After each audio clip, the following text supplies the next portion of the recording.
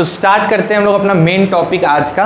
तो previous lecture में 3 चीज़ मात्र बताए थे और उसी 3 चीज़ को समझाने में, एलोबोरेट करने में पूरा टाइम चला गया था कि रिएक्टेंट क्या है, प्रोडक्ट क्या है, केमिकल रिएक्शन क्या है, क्यों होता है और उसके कुछ एग्जाम्पल्स।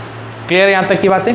अब आज जो हम लोग बात करने वाले हैं, आज का टॉपिक है तुम्हारा कैरेक्टरिस्टिक्स ऑफ केमिकल इक्वेशन, है ना। कैरेक्टरिस्टिक ऑफ केमिकल इक्वेशन, ठीक है। ये मेन टॉपिक है जिसको हम लोग को आज डील करना है। तो जैसा कि ब्रेन मैप जब हम आप लोगों को सिखाए तो याद करो कि ब्रेन मैप में मैंने आप लोगों को समझा दिया था कि भाई साहब कैरेक्टरिस्टिक कितने होते हैं, 5। कौन कौन से? पहला कौन है? इवोल्यूशन ऑफ गैस, दूसरा change in temperature, change in colour, change in state, and उसके बाद फॉर्मेशन ऑफ प्रिसिपिटेट। बस इतना ही चीज बताए थे, नहीं इससे कम नहीं इससे ज्यादा। अब सबसे पहली बात आती है कि सर कैरेक्टरिस्टिक क्या है, किसी भी केमिकल इक्वेशन के कैरेक्टरिस्टिक का मतलब क्या है। जैसे हम लोग पढ़ते थे कि हाँ चलो कैरेक्टरिस्टिक, जैसे रेसिस्टेंस एक कैरेक्टरिस्टिक है, नहीं रेसिस्टेंस होना एक कैरेक्टरिस्टिक है, उसी तरह रेसिस्टिविटी होना एक कैरेक्टरिस्टिक है। तो अब बात आती है कि सर किसी केमिकल इक्वेशन के कैरेक्टरिस्टिक का मतलब क्या होता है, ठीक है। तो एक लाइन की बात है, पहले लिख लो फिर समझाते हैं। फटाक से लिखो एक लाइन, फटाक से तुरंत लिखो। The easily observable features, the easily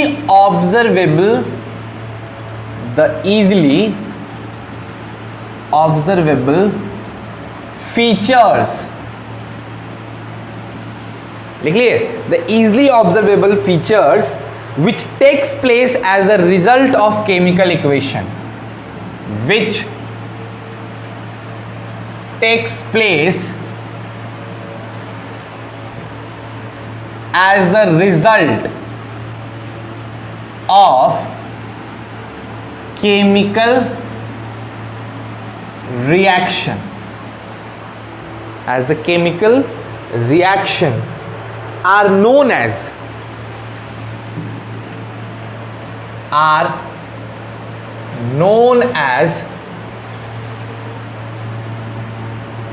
characteristic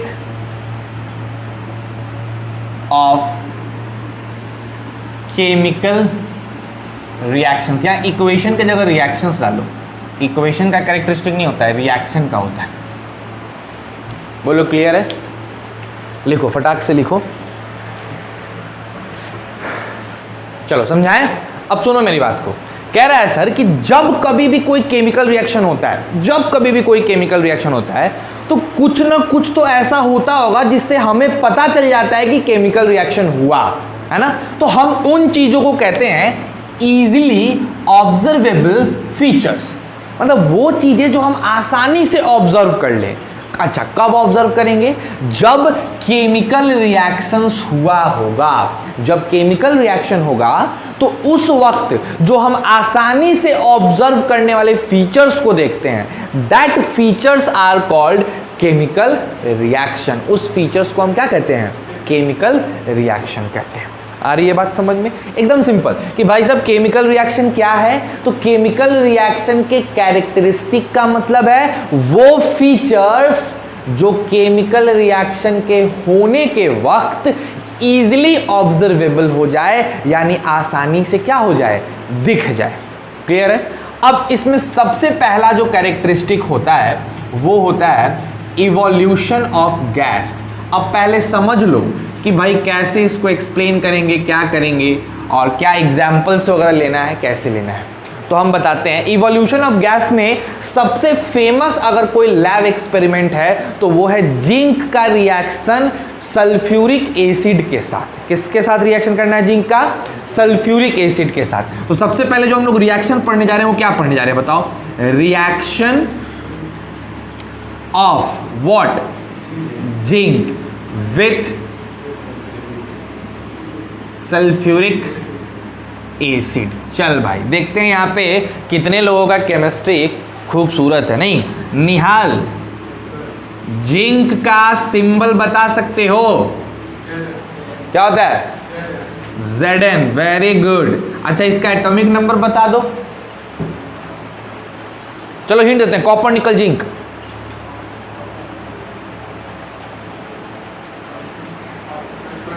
वाह, मन खुश कर दिया तुम। पता है हम लोग जब रटे थे, ठीक, तो हम लोग को 30 तक रटने के लिए बोला गया था। सेंट माइकल्स में एक टीचर है अभय पांडे सर, ठीक, जो पढ़ता जानता होगा, तो वो हम लोग को बोले थे कि आप 30 तक रट लो। तो हम लोग जब रटते थे तो लास्ट में तो copper nickel zinc, copper nickel zinc, zinc का 30 होता है। समझ में आ रहा है बात? जिंक का कितना होगा एटॉमिक नंबर? 30। मेरे भाई 30 तक रट लो, 30 तक रट लो, काफ़ी काम आने वाला है, यहीं पर नहीं हर जगह। तो जिंक, जिंक का एटॉमिक नंबर 30 हो गया, वेरी गुड। अगर हम बात करते हैं सल्फ्यूरिक एसिड की, कोई फॉर्मूला बताओ भाई सल्फ्यूरिक एसिड का। इतने मतलब अच्छे अच्छे बच्चे यहाँ पे, फॉर्मूला बताइए सल्फ्यूरिक एसिड का। H2SO4, very good. क्या होगा बताओ? H2SO4। अच्छा ये क्या है? एसिड है ना। अच्छा एसिड का काम क्या होता है? एसिड का काम क्या होता है? पानी को सोख लेना। हाँ मतलब लगभग लगभग वही बात हुई है। एसिड का मेन काम होता है डोनेट करना। क्या करना? डोनेट, दान देता है। क्या दान देता है? Donate H+ ion. जो भी एसिड होगा ना वो हमेशा क्या करेगा? अपने H+ आयन को डोनेट कर देगा, वो अपना H+ आयन दे देगा। कोई भी ऐसा एसिड बता दो जिसमें H ना हो। सोचो, HCl H है, H2SO4 H है, कोई भी सोचो, कार्बोनिक एसिड H2CO3 H है। कोई ऐसा एसिड नहीं है जिसमें H ना हो। आ रही है बात समझ में? बिकॉज एसिड का काम क्या होता है? H+ देना। H+ रहेगा तब ना दोगे, रहबे नहीं करेगा तो कहाँ से दोगे? ठीक है, तो हम लोग एक चीज़ समझ गए कि सल्फ्यूरिक एसिड का फॉर्मूला ये, और ये क्या करता है? H+ देता है।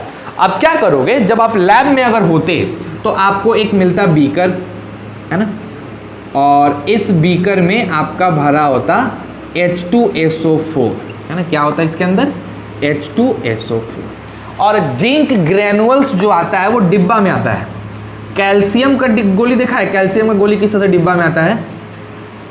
समझ रहे? कैल्शियम में जैसे हिमालय का वो लीवर आता है, लीव 52, बहुत लोग फेमस गाना देखा कैसे वो डिब्बा में रहता है, छोटा सा डिब्बा में, गोली उसके अंदर रहता है। वैसे ही जिंक का ग्रेनुअल्स आता है। अब जिंक तुमको कोई मेटल सीट की तरह नहीं मिलेगा, ऐसा नहीं कि जैसे हम लोग करकट सीट की तरह आता है वैसा सीट नहीं मिलेगा जिंक का। जिंक के छोटे छोटे ग्रेनुअल्स आते हैं। अब बताते हैं किस शेप का ग्रेनुअल होता है, एकदम इमेजिन कर लो, एकदम एग्जैक्टली उसी शेप का रहेगा। याद है पहले एक ठो आता था आंवला, 1 रुपये में मिलता था, काला काला आंवला। अरे ये सब पान उनके दुकान पे मिलता है, ग्रीन रंग के पैकेट में। बहुत लोग खाता है जिसको उल्टी उल्टी आता है, बस से जाते होते, इतना बड़ा पैकेट रहता है और उसमें आंवला को सुखा के काला काला करके रखा जाता है। पता नहीं अब तुम लोग खाए हो कि नहीं, एंजॉय किए हो कि नहीं, बहुत पुराना चीज़ है ये सब। तो ये मिलता है, अभी भी मिलता है। तुम जाओगे ना पान की दुकान में तो बोलना आंवला देने के लिए। तो इतना बड़ा जलजीरा समझता, जलजीरा समझते हो ना, जहाँ जलजीरा मिलेगा ना वहाँ जरूर मिलेगा, ठीक। तो इसको ले सकते हो। तो एकदम उसी का शेप का होता है। ऐसे समझ लो कि सुरती देखा है, तो सुरती कैसे मैसने के बाद अजीब टाइप का हो जाता है, देखा है ना। तो एग्जैक्टली उसी शेप का होता है हमारा जिंक का ग्रेनुअल्स। समझ गए? दाना दाना, ठीक। अब इस जिंक के ग्रेनुअल्स को हम लोग लेंगे और इसके अंदर ऐसे डाल देंगे। जैसे ही आप जिंक का ग्रेनुअल डालोगे तो सिंस थोड़ा सा जिंक के ऊपर भी, जैसे मैग्नीशियम के ऊपर लेयर जम जाता है ना, उसी तरह जिंक के ऊपर भी लेयर जम जाता है, थोड़ा सा, ज़्यादा नहीं, बहुत कम। तो कुछ देर तक कुछ नहीं होगा, लेकिन फिर धीरे धीरे क्या होने लगेगा, उसमें से बबल्स निकलने लगेंगे, भुड़ भुड़ भुड़ करके बबल्स उसके अंदर से पूरा निकलने लगे। जैसे इनो डालते तो कैसे बड़बड़ा के बबल्स निकलता है, सेम उसी तरीके से जब एसिड के अंदर तुम डालोगे जिंक को तो इसके अंदर से क्या निकलना चालू हो जाएगा? बबल्स, बुड़ुक बुड़ुक करके पूरा बबल्स निकलना स्टार्ट हो जाएगा। अब मेन यहाँ पे बात है कि ऐसा क्या हुआ कि इसके अंदर बबल निकलना चालू हो गया। एक बात बताओ, बेसिकली हम लोग बबल्स कहाँ ऑब्जर्व करते हैं अपने लाइफ में, डे टू डे लाइफ में? सरफ के अंदर नहीं, सरफ पूरा घोलते हैं तो पूरा फेन आता है, उसी को हम लोग बबल्स कहते हैं। ऐसे तो बबल्स कभी देखने को मिलता नहीं है, नहीं आप मेला में देखने को मिलेगा जो फुलाता है, यही ना मिलता है, उससे तो कुछ मिलता नहीं है। तो अब मेन बात है कि सर हम इसमें सरफ भी नहीं डाले, हम तो जिंक डाले, तो बबल्स अचानक कहाँ से निकल रहा है? तो जब साइंटिस्ट लोग इस पर एक्सपेरिमेंट करने गया तो पता चला कि ये जिंक जो है Zn, ये रिएक्ट कर गया किसके साथ? H2SO4 के साथ। और रिएक्ट करने के बाद एक कंपाउंड बनाया ZnSO4। क्या बना दिया? ZnSO4। और भाई तब ये H2 कहाँ गया? तो ये H2 साहब भाई आ रहा है कि नहीं, उसमें आ रहा होगा ना। H2 भाई क्या हो गया? गैस बन के निकल गया। और यही जो गैस निकल रहा है ये कहाँ से निकल रहा है, इसके अंदर से, वही बबल्स के रूप में हम लोग को देखने को मिलता है। समझ में आया बात? अब पता चला कि सर, अब देखो क्वेश्चन उठता है कि सर ये H2 जो तुम देख रहे हो, आपको कैसे पता कि H2 का ही गैस है? भाई कुछ तो हुआ होगा, पता कैसे चल गया कि वो हाइड्रोजन गैस ही है, कोई और गैस नहीं है? तो देखो, हाइड्रोजन गैस की पहचानने का सबसे आसान तरीका होता है कि उसके पास माचिस लेके जाओ, जला हुआ माचिस उसके पास लेके जाओगे तो वो पट से आवाज़ करेगा। पटाखा कैसे आवाज़ करता है? पट, ठीक, एकदम एग्जैक्टली पट, उसको कहते हैं पॉपिंग साउंड। क्या कहते हैं उसको? Popping sound. जैसे चुटपुटिया बजता था कैसे आवाज़ करता है? चट से ना, सेम एग्जैक्टली उसी तरीके का आवाज़ करेगा जब तुम हाइड्रोजन के पास क्या लेके जाओगे? माचिस। क्यों? Because hydrogen highly inflammable gas है। इनफ्लेमेबल गैस उस गैस को कहते हैं जो बहुत ही तेजी से आग पकड़ता है, बहुत तेजी से अनकंट्रोल्ड वे में आग पकड़ने को इनफ्लेमेबल गैस कहते हैं। ठीक, तो जो हमारा हाइड्रोजन है ये काफी तेजी से आग पकड़ता है और इसी वजह से जैसे ही तुम माचिस के पास ले जाओगे वो तुरंत आग पकड़ेगा और एक पॉपिंग साउंड प्रोड्यूस करेगा। और इससे साइंटिस्ट लोग को पता चल गया कि जो गैस निकला था वो गैस कौन सा निकला था?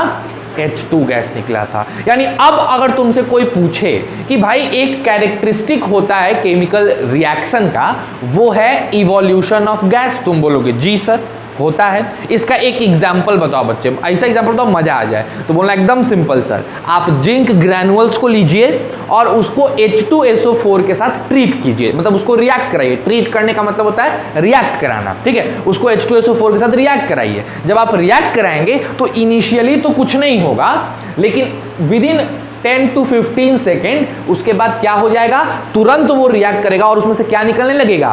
बबल्स निकलने लगेगा। और इसी बबल्स को हम लोग कौन से गैस का बबल कहते हैं? H2 गैस का बबल्स कहते हैं। क्यों H2 गैस का बबल कहते हैं? बिकॉज वो बबल्स के पास अगर हम match stick, burning match stick लेके जाएंगे तो वो बबल्स कैसा साउंड प्रोड्यूस करेगा?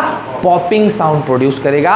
और इसी वजह से हम लोग क्या कहेंगे, इसको बताओ, कौन सा गैस निकला? H2 gas. तो आखिर केमिकल रिएक्शन हुआ तब तो निकला, नया कंपाउंड बना ZnSO4 तब ना निकला। एंड दैट्स वाई ये इवोल्यूशन ऑफ गैस क्या चीज का एग्जांपल हो गया? कैरेक्टरिस्टिक ऑफ केमिकल रिएक्शन का। क्लियर है? अच्छा, प्रैक्टिकली समझ में आया कैसे करोगे? हम लोग के पास है नहीं, मिलता भी नहीं है, मिलता तो हम खरीद लेते। ठीक, कुछ हमको मिला है, जैसे अभी अमेजोन वगैरह पे हम सर्च किए तो हमको कुछ मिला है। जैसे एक मिला है इलेक्ट्रोलाइसिस को शो करने के लिए। इलेक्ट्रोलाइसिस में H2 अलग पूरा कलेक्ट हो जाएगा, O2 पूरा अलग कलेक्ट हो जाएगा, ऐसा करके एक डेमोन्स्ट्रेटिंग किट मिला है। तो उसको हम मंगाऊंगा, जितना चीज़ मिलता है तुम ले लेता, लेकिन ये सब मिलता नहीं है। ये सब लोगे तो तुम्हारे ऊपर पहले तुमको प्रिस्क्रिप्शन चाहिए। एसिड है ना, कहीं किसी के मुँह पर फेंक देता रंजिश में, समझ रहे बात को? तो ये सब बहुत खतरनाक चीज़ है। तो Zn प्लस H2SO4 क्या हो जाएगा? ZnSO4 plus H2। ये पहला रिएक्शन याद रखोगे। इसको थोड़ा और अच्छा बनाते हैं। देखो, इसमें समझ में आ रहा है कौन सॉलिड कौन लिक्विड? नहीं, तो हम इसमें क्या लिखेंगे?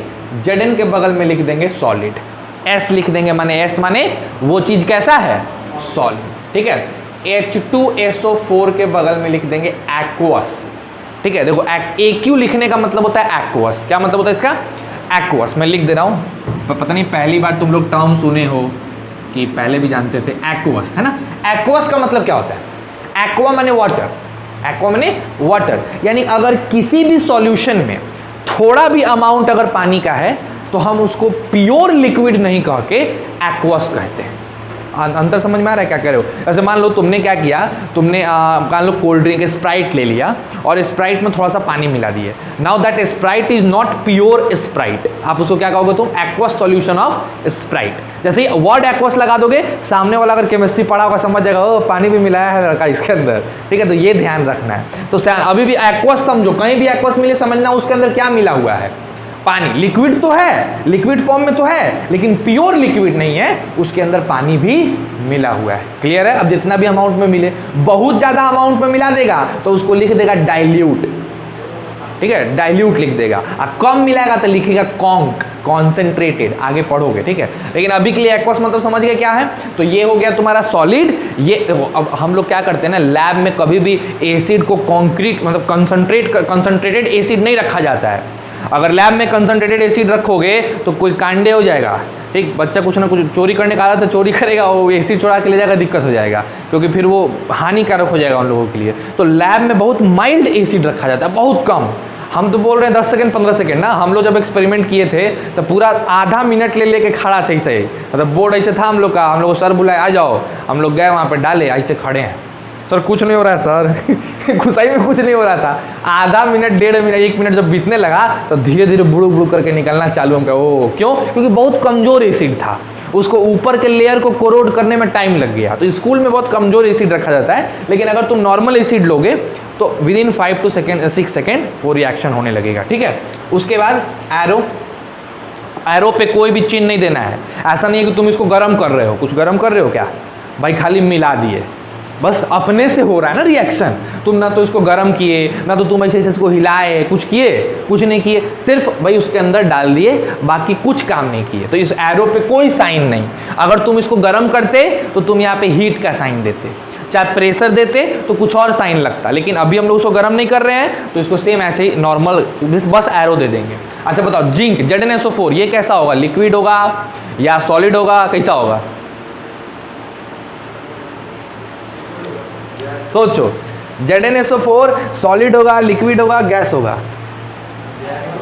जिंक सल्फेट एक्वस सॉल्यूशन होगा।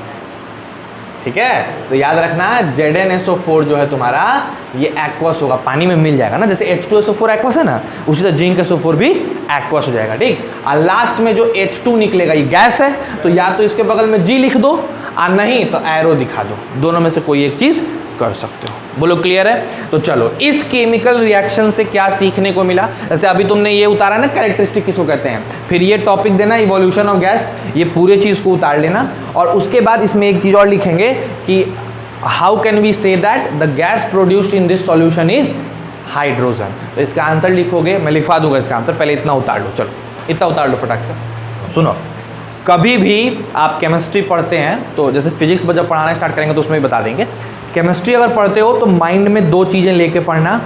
देखो केमिस्ट्री में तो न्यूमेरिकल बहुत कम बनता है, आपको भी पता है, खास करके आपके क्लास 10th में तो न्यूमेरिकल के बहुत कम चांस है। तो केमिस्ट्री में अगर क्वेश्चन बनेगा तो कैसा क्वेश्चन बन सकता है, या तो डेफिनेशन के ऊपर बनेगा, और अगर डेफिनेशन पे नहीं बनेगा तो कैसा बनेगा, एक्सप्लेनेशन बेस्ड क्वेश्चन बनेगा। यही 2 प्रकार के क्वेश्चन बन सकते हैं ना।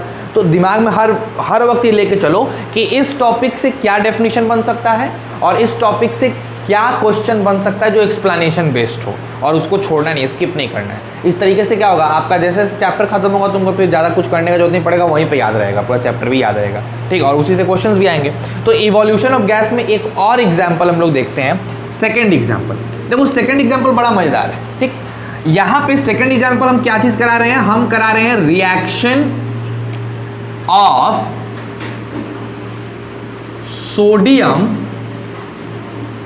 Carbonate, reaction of sodium carbonate. ठीक है, सोडियम कार्बोनेट का किसके साथ, विथ, देखो मैंने ये शब्द यूज कर दिया, dilute hydrogen chloride, with dilute hydrogen chloride. चलो भैया थोड़ा मजा लिया जाए यहाँ पे। चलो एक एक करके जो पूछते हैं बताओ, देखें केमिस्ट्री का ज्ञान कितना अच्छा है। सान, सोडियम कार्बोनेट का सूत्र बताइए, मतलब फॉर्मूला क्या होता है सोडियम कार्बोनेट का फॉर्मूला? नहीं पता? Very good. Saad, sorry Zaid, Na2CO3। चलो देखते हैं सही बोले हो कि गलत बोले हो, है ना। ये Na2CO3 सही है कि नहीं है, किससे पूछा है बटो? और नवाजीश आप बताइए, सही है कि गलत? नहीं पता, वेरी गुड। प्रतीक नहीं पता, निहाल नहीं पता, सही है, सही है, वेरी गुड। Na2CO3 ही एग्जैक्टली वो जितना बता ले, वो नहीं पता होना एक अलग चीज़ है, लेकिन बताने के बाद नहीं पता रहेगा तो धोएंगे, बता देने पहले। ठीक, बताने के बाद अगर नहीं पता रहेगा तो पिटाओगे। Na2CO3 याद रखोगे, सोडियम के लिए Na और CO3 कार्बोनेट के लिए। अभी बनता कैसे, एक बार हम 9th क्लास का तुमको याद कर देते हैं। याद करो गधों, बोला गया था कि सर जी सोडियम यहाँ लिखिए और कार्बोनेट यहाँ पे लिखिए। कार्बोनेट का रेडिकल होता है CO3, ठीक है, 2- और सोडियम का रेडिकल होता है Na+। जो इसकी वैलेंसी बोली गई होगी +1 बोली गई होगी, और इसकी बोली गई होगी 2। अब बोला गया होगा देख इसको इससे भिड़ा दो और इसको इससे भिड़ा दो, भिड़ाने के बाद क्या बनेगा Na2CO3। बोलो ऐसा चीज याद आ रहा है? काफी 11th क्लास में, सॉरी 9th क्लास में तुम लोग को सिखाया गया होगा नहीं? ये सब बनाना, जब आयंस वगैरह पढ़ाया गया होगा, आयंस क्या है कैटायंस क्या है, तो ये बताया जाता है। बोलो याद है अभी ये सोडियम क्लोराइड का? Very good. चलो अब कम से कम ये बता दो हाइड्रोजन क्लोराइड का फॉर्मूला, हाइड्रोजन क्लोराइड का फॉर्मूला बता दीजिए तो मजा आ जाए। बोलो नवाजीस, क्या होगा हाइड्रोजन क्लोराइड का फॉर्मूला? अरे बोल दो भाई, नहीं पता? Very good. पीछे नहीं पता? Very good. प्रतीक सही बोला है तुम्हारा भाई बाबू, तुम्हारे पर कसाई करना पड़ेगा हमको। हाँ वेरी गुड, HCl। ठीक है, हाइड्रोजन और क्लोराइड का Cl, बैठ जाओ, क्लोराइड का Cl। क्लियर है? इस भी कैसे बनेगा? H+Cl- क्रॉस होके बन जाएगा HCl। तो ये भाई सोडियम कार्बोनेट को HCl से ट्रीट करना है। अब मजेदार बात ये है कि सोडियम कार्बोनेट भी लिक्विड और HCl भी लिक्विड, और सिंस हमको हाइड्रोजन क्लोराइड कॉन्सेंट्रेटेड नहीं लेना है, डाइल्यूट लेना है, माने पानी मिला हुआ है ना, बहुत ज्यादा मिला हुआ है, तो कैसे ट्रीट कराएंगे? तो इसको रिएक्ट करने के लिए आपको यूज करना होता है बाबू टेस्ट ट्यूब। ठीक है, आप देखोगे अगर लैब में जाओगे तो ऐसा ग्लास का बना होता है, इसको टेस्ट ट्यूब कहा जाता है। या कभी ब्लड ग्रुप वगैरह चेक कराने जाते हो तो जब इस सिरिंज से ब्लड निकालने के बाद वो डालता है जिस कंटेनर में, that one is called test tube. वो ग्लास का इस शेप का बना होता है। ठीक है, अब हम क्या करते हैं, इसमें हम लोग रखते हैं पहले से, एक टेस्ट ट्यूब में हम लोग पहले से रखते हैं आपका सोडियम क्लोराइड यानी Na2CO3, ये पहले से रहता है। ठीक है, अब इसके बाद क्या करेंगे, एक दूसरा टेस्ट ट्यूब लाएंगे, है ना, और इसके में से इसमें क्या पोर कर देंगे,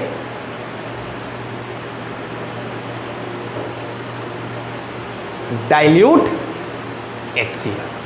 जैसे ही पोर करोगे कुछ रिएक्शन होगा, और क्या रिएक्शन होगा देखते हैं। यहाँ पे हमारा HCl भाई साहब Na2CO3 के साथ रिएक्ट करेगा, तो बता सकते हो क्या बनाएगा? When HCl react with Na2CO3 क्या बनाने वाला? थोड़ा सा इधर से लिखते हैं ताकि कैमरा में भी आ जाए, बच्चे लोगों को दिखे, है ना। यहाँ लिखते हैं, जब हमारा Na2CO3 HCl के साथ ट्रीट होगा तो क्या बनेगा? सोचो।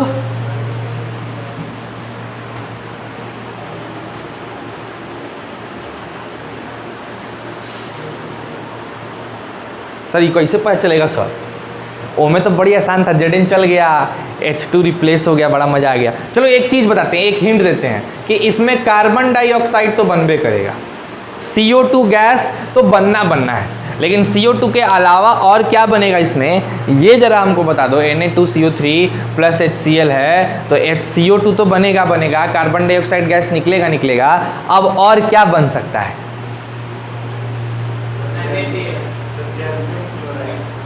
कैल्शियम के नहीं, इसमें रिएक्टेंट में कैल्शियम है, ये नहीं है NaCl। चलो मान लो एक ऑप्शन दे दिए NaCl, तो हाइड्रोजन वहाँ किने जाएगा? NaOH2 कुछ नहीं होता है बाबू, NaOH होता है।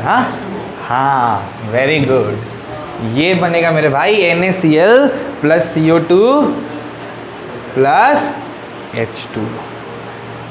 ठीक है, तो देखो अब ये क्या नहीं, ये कैसे आएगा, इसको अब रटना है। अब ऐसा थोड़ी है कि मैथ्स का मैकेनिज्म फॉलो कर रहा है टेस्ट भाई, मिला बनाए उसके बाद चेक किए का बना, और जो चेक किए उसको लिख दिए।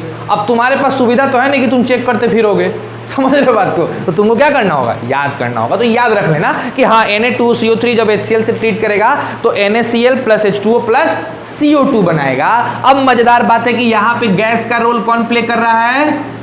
CO2। सही बात है, यही गैस का रोल आम जिंदगी में प्ले करता है। ठीक, तो यही गैस हमारा इसमें निकल रहा होगा। अच्छा अभी कैसे पता चलेगा कि ओ CO2 है? कैसे पता तुमको कि CO2 था? अभी थोड़ा देर पहले जो गैस निकला तुम उसको H2O बोले, उसमें भी बबल निकला, इसमें भी बबल निकला, वहाँ वाला बबल तुमको H2O दिख रहा है, H2 दिख रहा है सॉरी, और यहाँ वाला CO2 दिख रहा है। तो उसका तो तुम बड़ा बढ़िया जवाब बोले कि माचिस का लेके जाएंगे तिल्ली पॉप पॉप पॉपिंग साउंड आवाज़ करेगा, मज़ा आ जाएगा। इसमें भी क्या हिसाब, मतलब टॉपिंग साउंड आवाज़ करेगा, क्या करेगा इसमें बताओ? CO2 क्या करेगा बताओ? तो भाई साहब आप कभी ऐसा देखो, यही तो बोलते हैं कि फिजिक्स और केमिस्ट्री सिर्फ अपने आसपास के ऑब्जर्वेशन से सीखा जा सकता है। कभी देखे हो कि जिस दिन चुनना होता है उस दिन उतना बढ़िया दीवार नहीं लगता है, लेकिन जैसे वो सूख जाता है तो बड़ा भयानक लाइट आता है। फील किए हो कभी ऐसा? मतलब जिस दिन जब पेंट कर रहा होता है ना तो लगता है कि पेंट नहीं हुआ है क्या, बार बार आदमी नज़दीक से जाके देखता है, लगता है पानी लगा हुआ है क्या। लेकिन थोड़ा देर सूखने को छोड़ दो तो सूखने के बाद उस चीज़ में लाइट चली आती है। ऐसा क्यों होता है बताओ? चूना जो होता है वो होता है क्या बताओ? वो चूना किसको कहते हैं? हाँ, CaO, कैल्शियम ऑक्साइड। ठीक है, ये होता है, सोच लो। अच्छा चलो एक काम करते हैं, छोड़ो। लाइम वाटर किसको कहते हैं? अगर हम पूछें कि लाइम वाटर किसको कहा जाता है? CaOH का होल ट्वाइस है ना, कैल्शियम हाइड्रोक्साइड। ये जी हाँ, वेरी गुड।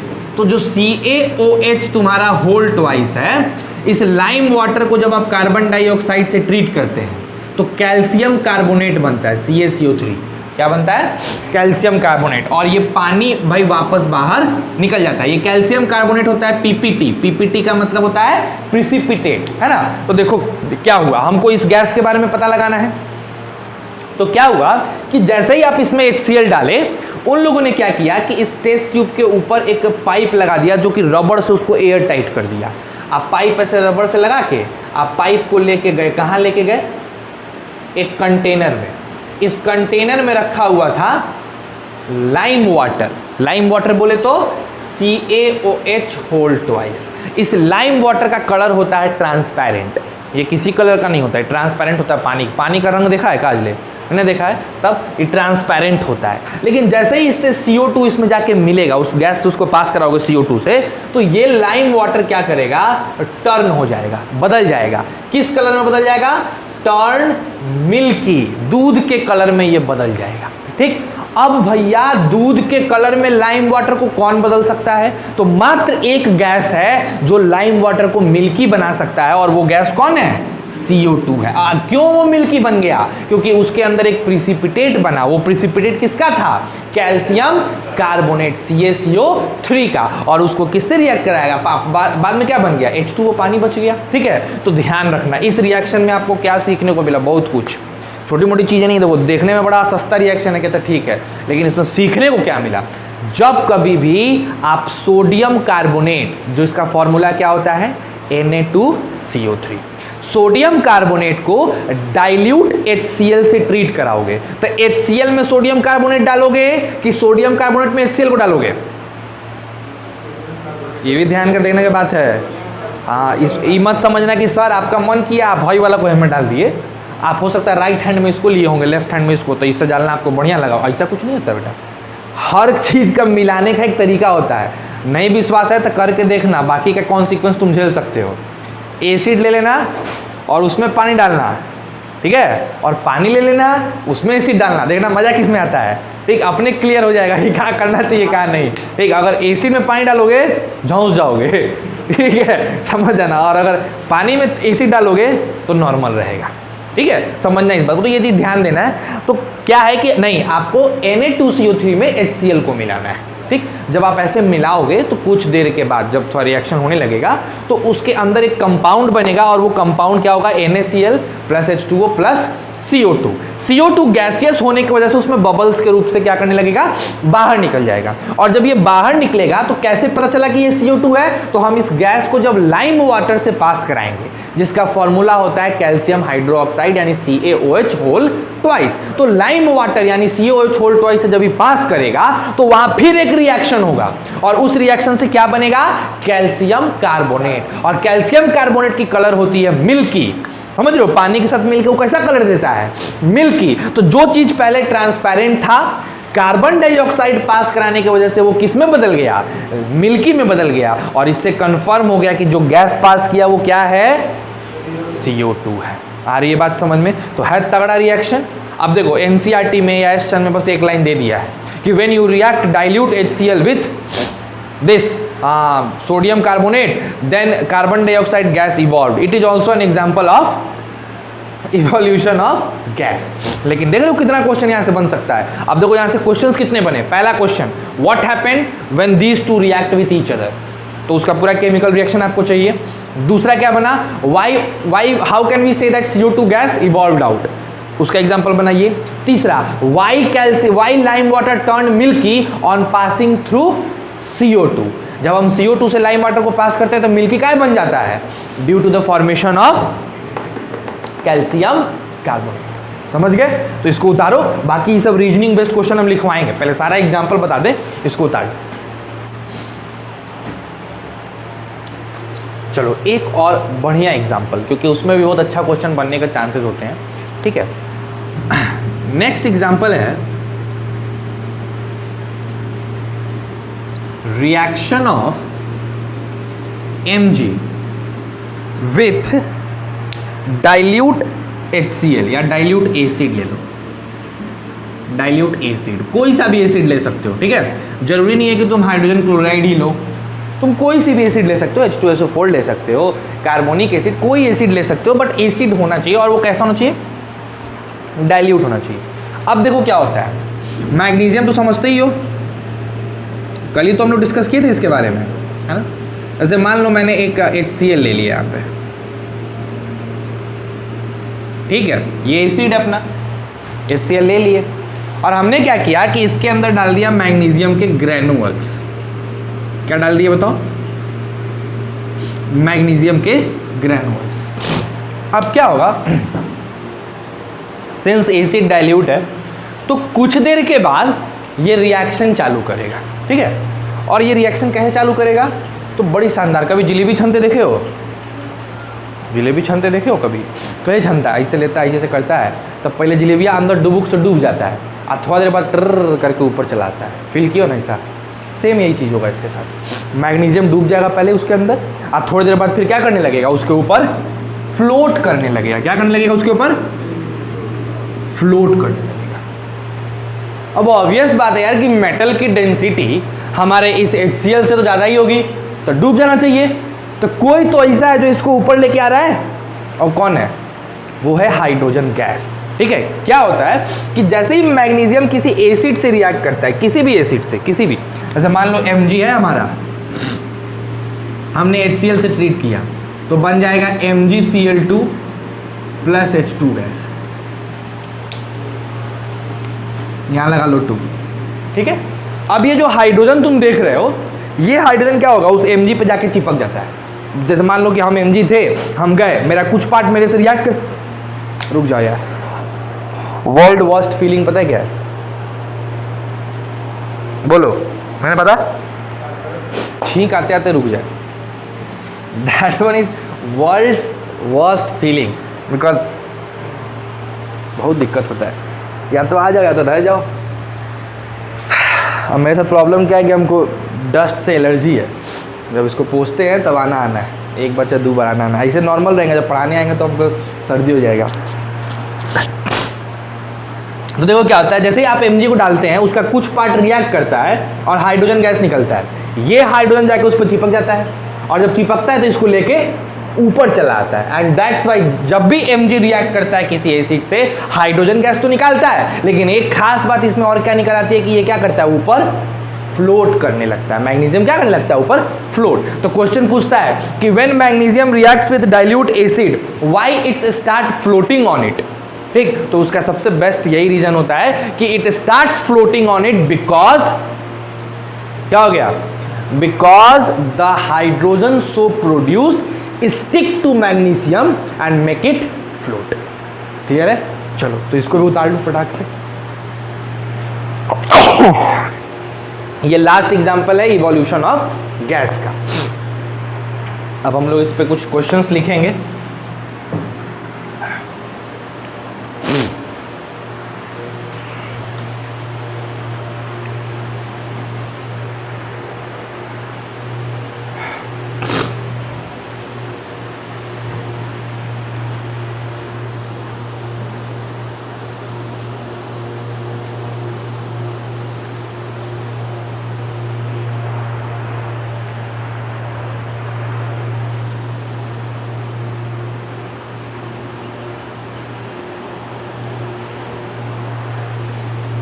डन हो गया,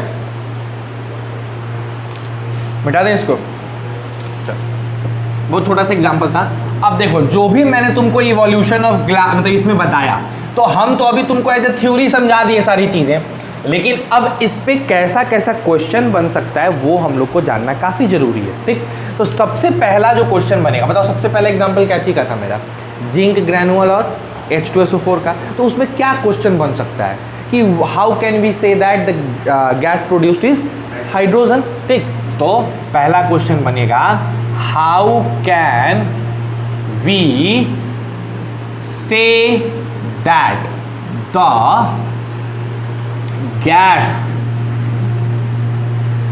produced in the reaction of what, zinc and H2SO4 is H2। पहला क्वेश्चन है। ठीक, इसका आंसर क्या होगा बता दो। मैं लिख भी दे रहा हूं, वैसे तो मैं बोल के लिखवाता, लेकिन सिंस वीडियो हो रहा है तो लिख दे रहे, उन लोग को भी आसानी होगा। तो क्या होगा इसका answer, whenever we react zinc with H2SO4, then hydrogen gas is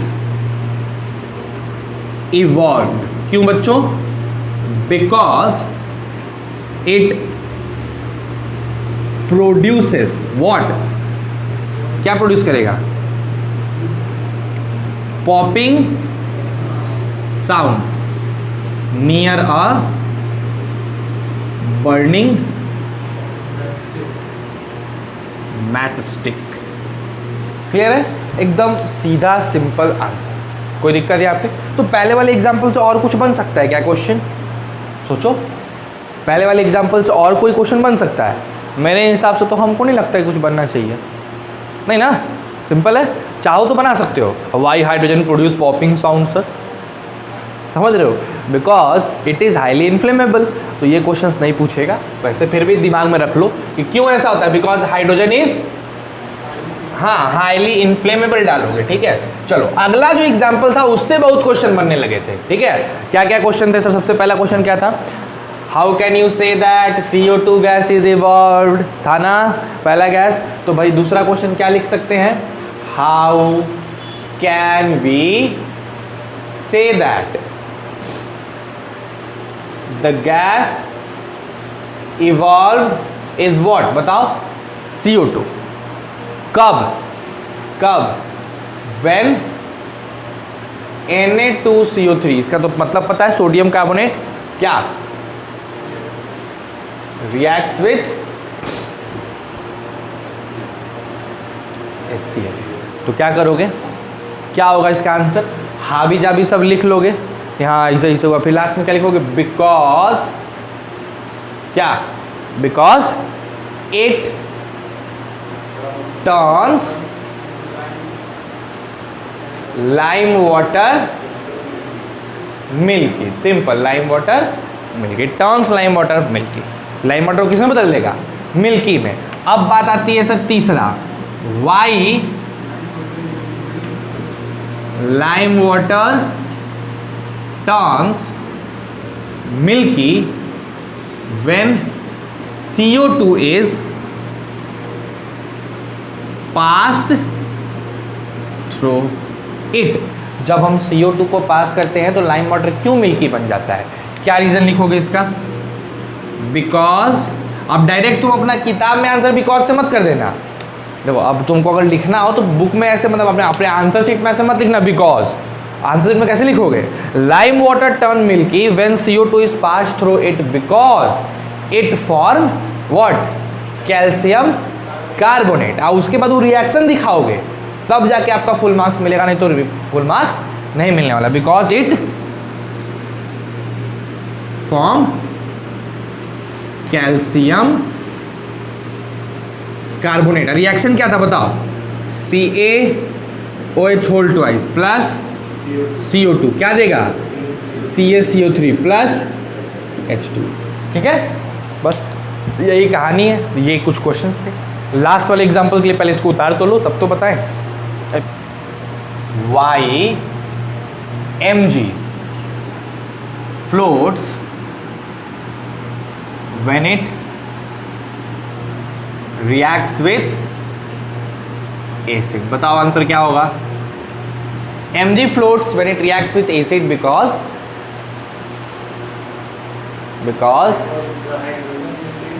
due to the reaction hydrogen gas is produced, and this produced hydrogen gas get stick to the Mg which makes it float। समझ गए बात को? Simple. तो क्या लिखेंगे? Mg floats when it reacts with acid because on reaction H2 gas is produced and this gas stick to the what? Mg, और stick to the surface of Mg, है ना? Surface of Mg makes it float। हो गया, simple सा हो गया।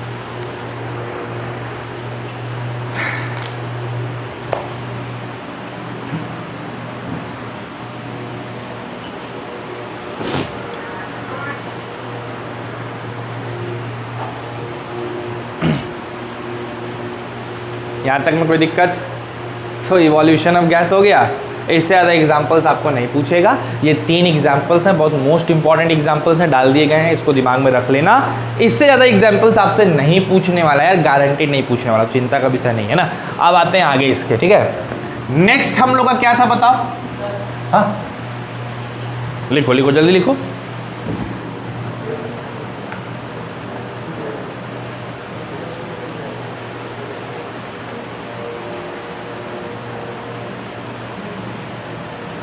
अब समझ में आया? Online class is more better.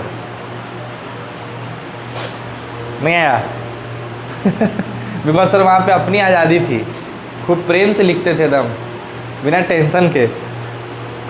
यहाँ पे हम लोग को तेज़ी से भागना पड़ता है, आपको रोक नहीं पाते हैं। वहाँ तो हम लोग रोक लेते थे।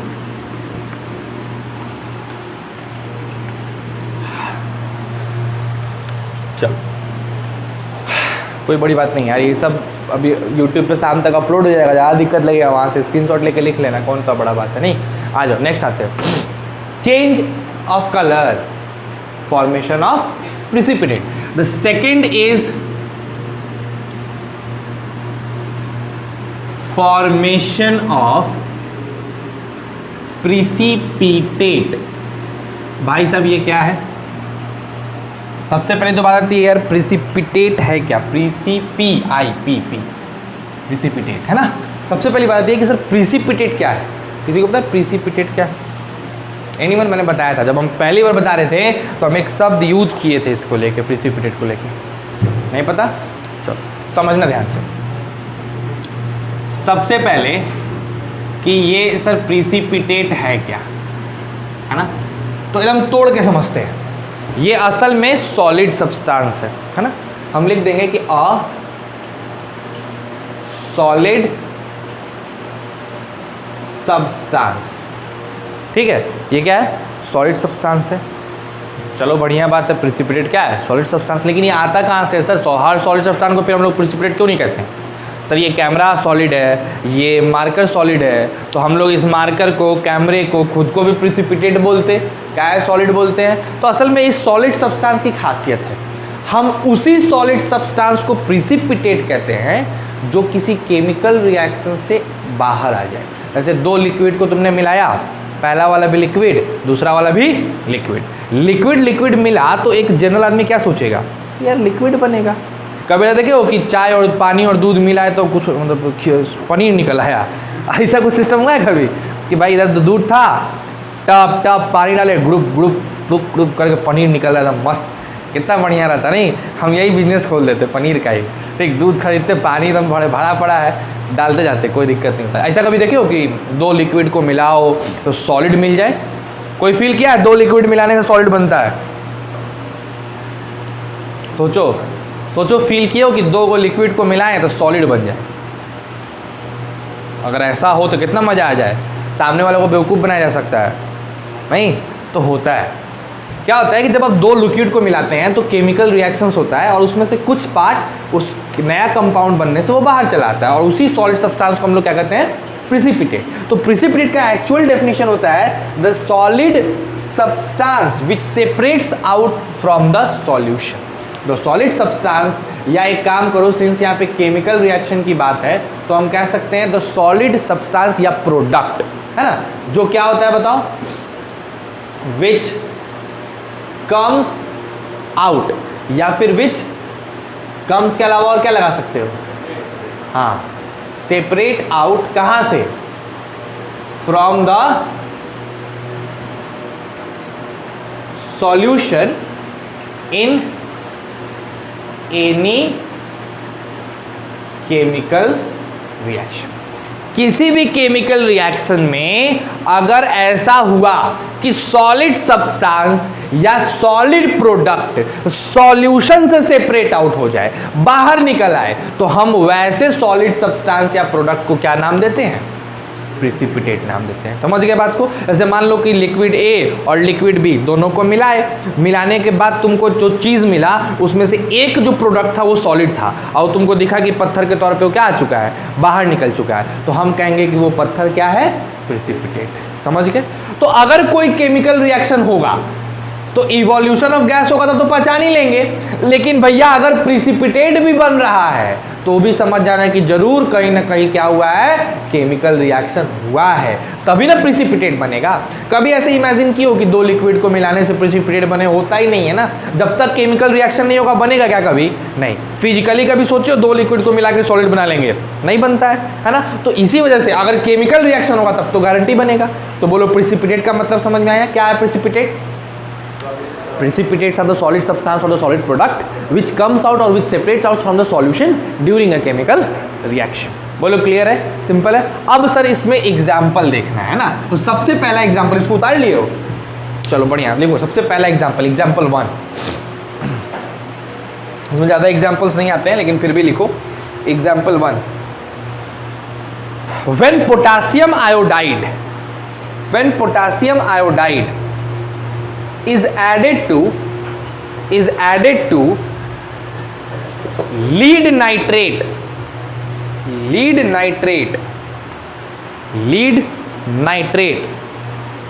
then a yellow precipitate of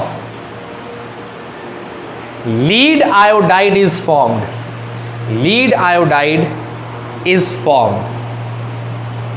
Then a yellow precipitate of lead iodide is formed. चलो मैं इस चीज को लिख भी देता हूं। चलो बताओ मैंने किसको किसको रिएक्ट कराया बच्चों? पोटासियम, अच्छा फॉर्मूला तो तुम लोग से ना पूछेंगे। व्हेन पोटेशियम नाइट्रेट है ना, अच्छा नाइट्राइट है, व्हेन पोटेशियम नाइट्राइट क्या है? रिएक्ट्स विथ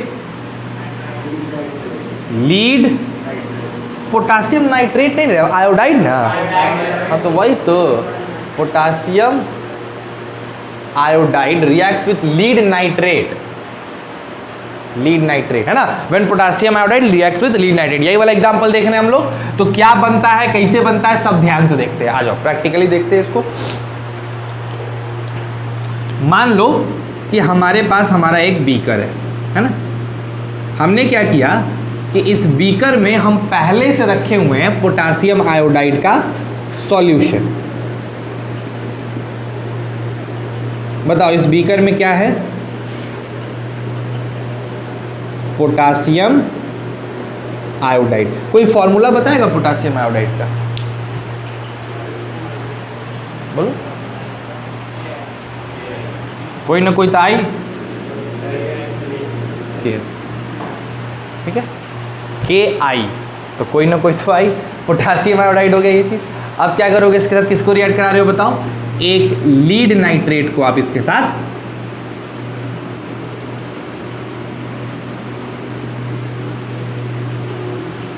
किससे रिएक्ट करा रहे हो बताओ? Lead nitrate.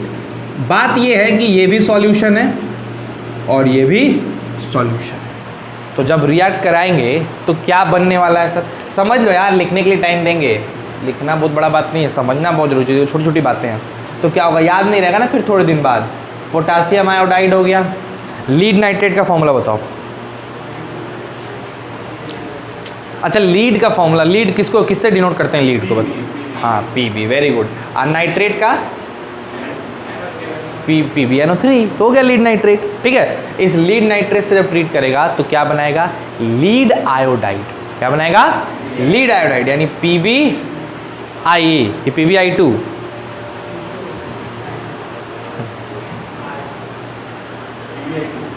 PbI2। अच्छा चलो देखते हैं, चलो PbI2 और बोलो। नेक्स्ट प्रोडक्ट PbI2 तो बता दिया, नेक्स्ट बताओ। KNO3, K2NO3, KNO3। जब KNO3 है तब लीड में PbI2 कितने बनाएगा गधा? PbI ने बनाएगा, याद रखना। लीड आयोडाइड PbI और ये क्या बनेगा? KNO3। तो Ki प्लस PbNO3 क्या बना देगा? PbI plus KNO3। ये जो तुम PbI देख रहे हो ना, इसको कहा जाता है लीड आयोडाइड। लीड आयोडाइड भैया, इनकी खूबसूरती ये है कि ये पीला रंग के होते हैं, येलो, और सबसे खास बात है कि सॉलिड होते हैं, तो PPT, येलो प्रिसिपिटेट। तो क्या होगा कि तुमने जब सबसे शुरू में क्या ले रखा था? पोटासियम आयोडाइड, एकदम पानी की तरह। उसके बाद तुमने ले आया लीड नाइट्रेट, बहुत सुंदर बात है, उसको ऐसे डाले उसमें जैसे डालोगे, जैसे ड्रॉप जाएगा, तो कैसे देखते हो कि अगर सादा पानी में हम लोग नील डालते हैं तो कैसे वो डिस्पर्स करता है, फैलता है ना, एकदम एग्जैक्टली वैसे पीला रंग फैलना, जैसे जैसे डालोगे वैसे वैसे पीला रंग फैलता जाएगा, वैसे वैसे गाढ़ा होता जाएगा। क्यों? क्योंकि जैसे जैसे डालोगे रिएक्ट करेगा और रिएक्ट करके प्रिसिपिटेट बनाएगा। किस चीज़ का? PbI, लीड आयोडाइड का। ठीक है, अब देखो यहाँ एक और चीज नोटिस करने वाला बात है, इसमें गैस वैस निकला का? अब देखो हम यही बता रहे, पढ़ने का यही स्मार्ट तरीका, हार्ड वर्क है, स्मार्ट वर्क में ही अंतर है। अब जैसे देखो, तुम 3 एग्जाम्पल तो भाई पर्टिकुलर गैस पे पढ़ चुके हो, लेकिन अब इसका मतलब ये थोड़ी है कि अगर आगे के कुछ एग्जाम्पल में कहीं गैस उस निकले तो हम उसको ध्यान न दें, हम उसको भी उससे रिलेट कर लेंगे। ओ यो तो उसमें आ सकता है, एकरो में तो गैस निकला, हमको तो खाली गैस निकालने से मतलब है। तो ये वाला एग्जाम्पल में कहीं गैस उस निकला क्या? नहीं, यानी ये हमारे पहले वाले एग्जाम्पल में नहीं आ सकता। लेकिन एक बात बताओ, पहले ये भी कलरलेस, ये भी कलरलेस, और रिएक्शन के बाद कलर बदल गया कि नहीं, पीला हो गया कि नहीं? तो इसी एग्जाम्पल को हम चेंज इन कलर में ले सकते हैं कि नहीं? ले सकते हैं ना। तो एक ही एग्जाम्पल जो कि हमारा इसमें फॉर्मेशन ऑफ प्रिसिपिटेट में भी आ गया और चेंज इन कलर में भी, तो एक ही अगर याद कर ले तो उसमें भी काम चल जाएगा अपना। तो ये हो गया हार्ड वर्क से सिंक्रोनाइज होके स्मार्ट वर्क करना। अब जब तुम फेयर बनाओगे, ठीक है, तो भाई जब आपके पास येलो पेन तो होता नहीं है, पीला रंग का पेन होता है किसी के पास, पीला रंग का तो पेन नहीं होता है, लेकिन एक वो येलो ग्लिटर टाइप का पेन जरूर आता है जो पहले ग्लिटर बड़ी चला था बीच बीच में। ठीक, जो ड्राइंग बनाना है, ग्लिटर उसमें लगाना है, तो ग्लिटर वाले अगर आपके पास पेन है, या फिर आप मोम रखे हो, वाइट येलो मोम। ठीक, हम तुमको बता रहे हैं एक बहुत बड़ा राइटर तो नहीं कहोगे, मतलब 2013 बैच का टॉप रैंकर, 2013 में IIT का जो फर्स्ट रैंकर था उसका नाम था डॉक्टर अर्पित अग्रवाल। राइट नाउ डॉक्टर है तो अर्पित अग्रवाल उसका नाम है। अब तुमको अगर सर IIT में डॉक्टर, मेरे भाई PhD होल्डर डॉक्टर कहलाते हैं। गाड़ी तुम लोग बढ़िया से लगाए हो, माने बाइक आ जा सकता है ना। ठीक, ज़्यादा दिक्कत हो तो इसमें डाल दिया करो, गोदान अपना वो उस साइड वाला। ठीक, तो समझो बात को। तो क्या वो अर्पित अग्रवाल ने एक बुक लिखी थी, उस बुक का नाम था my encounter with IIT JEE। Encounter सब समझते हो ना, तो उसने एक बुक लिखी my encounter with IIT JEE। तो उसमें बहुत कुछ उसने बताया था, बहुत अच्छी अच्छी बातें की, रूटीन क्या फॉलो करता था, और भी बहुत सी चीज़ें उसमें भी बताई थी, क्या क्या गलतियाँ बच्चे करते हैं, हमने क्या गलती करी। तो उसमें एक जगह लिखा हुआ था कि हम लोग जब नोट्स बनाते हैं तो नोट्स को हम लोग विजुलाइज नहीं कर पाते हैं। अब जैसे मान लो तुम इसका नोट्स बना रहे हो, खास करके केमिस्ट्री में, ये पीले रंग का है, तो देखो भैया कितना में मिलता है, 15 रुपये में तुमको कैमलिन वाला मोम वाला मिल जाएगा, रंगने वाला, मैक्सिमम सब कलर रहेगा उसमें, रहेगा ना। पियर का मोम से लेके लिख दिए, ऐसे से रगड़ दिए। अब पता है क्या होगा उस पर, जब तुम उसको रिवाइज करोगे ना, तो तुमको कलर पे ध्यान देने की जरूरत नहीं है। क्यों नहीं जरूरत है कलर पे ध्यान देने की?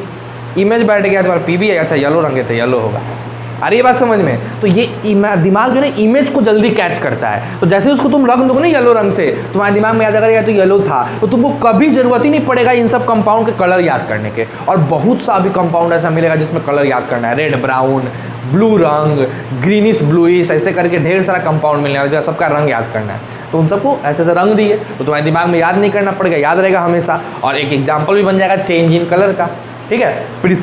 प्रिसिपिटेट तो बना और साथ साथ कलर भी यूज हो गया और तुम्हारा नोट्स भी अच्छा लगने लगेगा। तो ये बेस्ट तरीका होता है खास करके केमिस्ट्री में कंपाउंड्स के रंग को दिमाग में रखने के लिए, बहुत बेस्ट तरीका होता है। तो इस तरीके से अपना काम बन जाएगा। अब मान लो कि 3-4 कंपाउंड है जो येलो रंग के हैं, 5-6 ऐसे कंपाउंड है जो येलो रंग के तुमको मिल गए, तो पूरा चैप्टर पढ़े, 5-6 टॉपिक ऐसे मिले जो येलो कलर के थे, तो लास्ट में उन सबको एक जगह लिख दो और सबको येलो से कर दो, समझ रहे हो? तो तुम्हारा माइंड उसको ट्रैक कर लेगा, अच्छा ये चीज़ है, ये चीज़ है, वो ज़्यादा अच्छे से ट्रैक करता है। तो ये तरीका अपनाओगे तो हार्ड वर्क के बजाय स्मार्ट वर्क करोगे, नहीं करोगे तो खैर कोई बात ही नहीं है। समझ में आया ये रिएक्शन क्या हो गया? ये रिएक्शन किस चीज़ का एग्जाम्पल है? चेंज इन कलर का भी, दूसरा फॉर्मेशन ऑफ प्रिसिपिटेट का भी। प्रिसिपिटेट कौन है? पीबीआई, ठीक। अच्छा देखो तो सब बैलेंस है, हाँ एकदम बैलेंस है, कोई इधर उधर की बात नहीं है, ठीक। अच्छा बताओ पहले ये कैसा था? ये पीबीआई केआई कैसा था पहले? एक्वस। PbNO3 कैसा था? एक्वस। पीबीआई कैसा हो गया? प्रिसिपिटेट। प्रिसिपिटेट का साइन होता है नीचे की तरफ, नीचे की तरफ, है नीचे एरो कर दोगे मतलब प्रिसिपिटेट। और KNO3 कैसा है? माने एक्वस। सॉल्यूशन माने एक्वस, ठीक। चलो इसको उतार लो फिर आगे बढ़ो।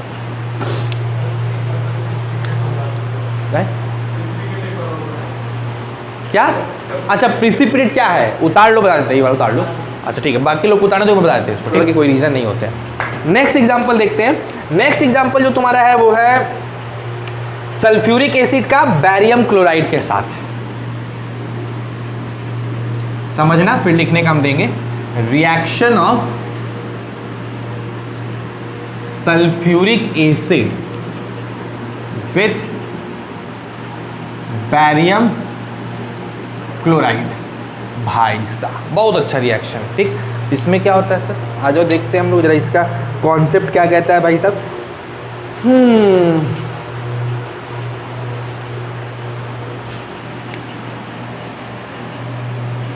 Barium chloride with sulphuric acid. चलो सल्फ्यूरिक एसिड का फॉर्मूला बता दो। H2SO4 कैसा होगा? बैरियम क्लोराइड कैसा होता है? कैसा होगा? जब इन दोनों को ट्रीट करोगे तो बड़ी सुंदर सा कंपाउंड बनेगा, उसका नाम होगा BaSO4, बैरियम सल्फेट। क्या बनेगा? Barium sulphate. और ये रिएक्ट करेगा किसके साथ? HCl के साथ, ठीक। तो यहाँ पे 2HCl लगा दो ताकि बैलेंस हो जाए, और ये बैरियम सल्फेट। तो तुम क्या देखोगे? H2SO4 पहले से आपका एक्वस है, BaCl2 भी आपका पहले से एक्वस है, और BaSO4 जो बैरियम सल्फेट बना ये असल में हमारा वाइट कलर का क्या होता है? प्रिसिपिटेट। इसका कोई कलर नहीं होता है लेकिन ये वाइट रंग में होता है, ठीक है। इसका कोई कलर, वाइट मतलब कलरलेस समझ लो। नोटिफिकेशन है तो क्या हो गया? कौन सी का नोटिफिकेशन आया रे? 2% power remaining, charge your power immediately. Oh my God. अच्छा मतलब ठीक है, कर लेते हैं, बस इसको समझाने पर चल जाए, अपना काम बन जाएगा। H2SO4 एक्वस, BaCl2 भी एक्वस, तो BaSO4 प्लस 2HCl कैसा कलर का हो गया? वाइट। ये BaSO4 कैसा कलर का होगा? वाइट कलर का। और ये किस चीज़ में होगा? तो प्रिसिपिटेट होगा, यानी बाहर निकल जाएगा, सॉल्यूशन से क्या हो जाएगा? बाहर निकल जाएगा। तो ये भी एग्जाम्पल किस चीज़ का हो गया हमारे? फॉर्मेशन ऑफ प्रिसिपिटेट का। सिंपल सा एग्जाम्पल है, नोट डाउन कर लो जल्दी से।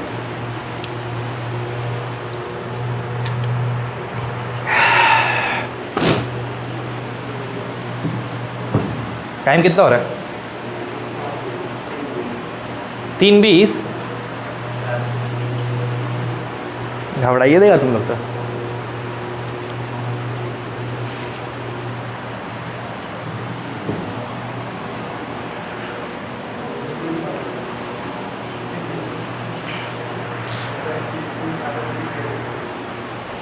चलिए इसको उतार लीजिए, आज के लिए यहीं तक रहने दो।